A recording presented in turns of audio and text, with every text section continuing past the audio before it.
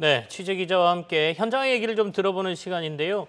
매주 월요일마다 카카오를 저희가 좀 점검을 하고 있습니다. 산업부의 박혜린 기자와 얘기 또 나누겠습니다. 어서 오십시오. 안녕하세요. 지금 카카오가 비상이다 보니까 매주 월요일마다 지금 네. 비상회의를 하고 있는 거죠? 네, 그렇습니다. 벌써 7주째 이어지고 있는데요. 사실 원래 오늘은 회의를 건너뛰기로 했었습니다. 오후 2시에 김범수 창업자가 크루와의 간담회, 즉 직원들과 간담회를 갖기로 하면서 아침 회의는 건너뛰기로 했었는데 어제 저녁 급하게 다시 재개하기로 결정했습니다. 최근 임원진들의 내용이 불거진 데 더해 최근 카카오 엔터테인먼트가 드라마 제작사를 고가에 인수해 회사에 수백억 원의 손해를 입혔다는 의혹까지 일자 회의를 재개한 것으로 풀이됩니다. 네. 회의에선 계열사의 구체적 쇄신 방안이 논의된 것으로 전해지고 있습니다. 곳곳에서 논란이 일고 있는 가운데 카카오의 쇄신을 책임질 준법과 신뢰위원회도 속도를 내고 있는 상황입니다. 현재 관계사 이사회 결의를 거치고 있고 이달 공식 활동에 나설 예정입니다.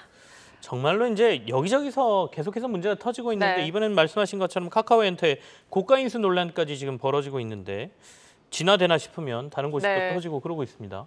네, 그렇습니다. 카카오 엔터테인먼트가 드라마 제작사 바람픽처스를 인수하면서 회사에 400억 원대 손해를 입혔다는 논란이 일고 있는 건데요.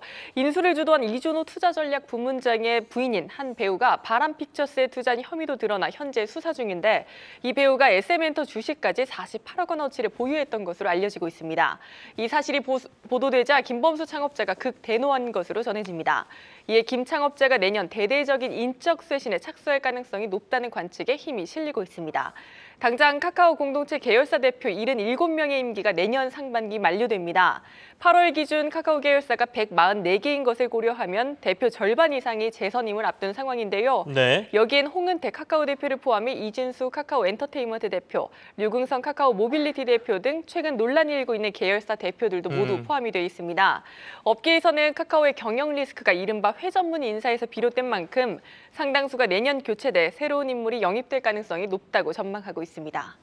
자, 믿고 맡겼는데 사실은 뒤에서 이런저런 일들이 많이 터지고 있었다라는 게 지금 다 불거지고 있다라고 보여지는데 어떻습니까? 앞서 말씀하신 게 오늘 오후에 원래 크루들하고 간담회가 있다라고 말씀 주셨잖아요. 다른 특별한 이슈가 있는 겁니까? 네, 신뢰가 깨지다 보니까 최근에 내부 사정이 굉장히 최악인 상황인데요. 이에 결국 김 창업자가 임직원과의 간담회를 통해 마련하며 수습에 나선 것으로 풀이할 수 있겠습니다. 또 김범수 창업자로서도 측근이었던 주요 경영진들의 줄줄이 발등에 찍힌 만큼 대대적인 개편을 위해선 일반 직원들의 의견을 수렴하는 절차가 반드시 필요했을 것으로 풀이되고 있습니다. 네. 2년 10개월 만에 직원들과 간담회를 갖는 김범수 창업자.